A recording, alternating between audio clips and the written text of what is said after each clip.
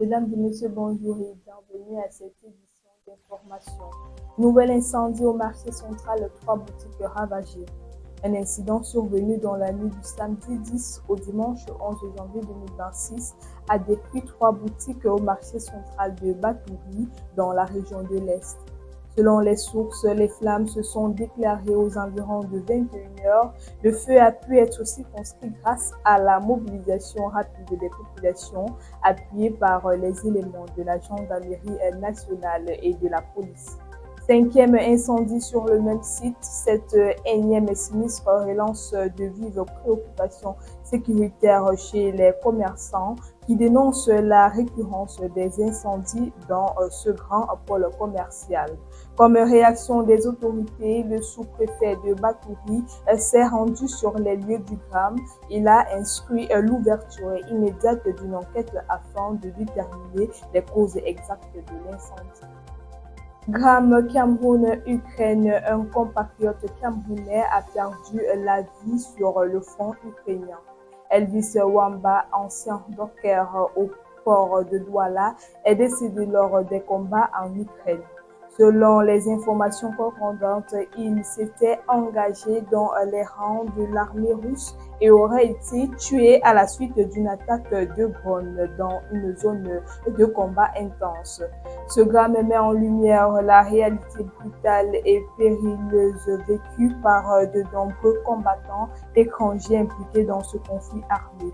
Il laisse derrière lui une famille endeuillée, confrontée à l'incertitude liée au rapatriement de la dépouille, une procédure souvent complexe en contexte de guerre.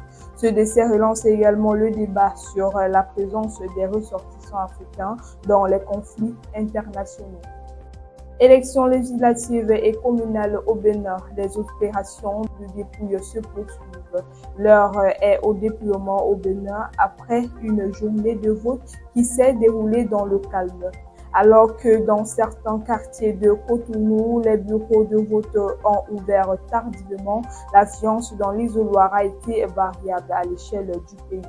Près de 9 millions d'électeurs étaient appelés aux urnes pour choisir les 109 députés de l'Assemblée nationale parmi les candidats des 5 partis. Les opérations de vote ont connu un retard au démarrage dans plusieurs bureaux en raison de l'arrivée tardive du matériel.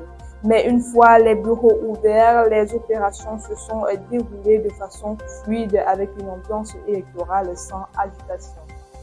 CAN 2025 incident Algérie-Nigeria. La CAF ouvre des enquêtes. La Confédération africaine de football a officiellement annoncé l'ouverture de plusieurs enquêtes disciplinaires à la suite des incidents survenus après la rencontre Algérie-Nigeria. Selon les informations, des joueurs algériens ainsi que des membres du staff technique auraient pris partie des officiels du match sur la pelouse avant de les poursuivre dans le tunnel menant au vestiaire. Un comportement que l'instance continentale qualifie d'inacceptable.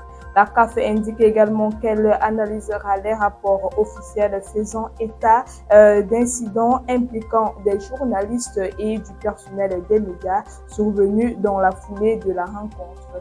Des sanctions en vue des mesures disciplinaires pourraient être prononcées à l'issue de ces investigations. Ainsi va votre actualité ce matin. Merci de nous avoir suivis.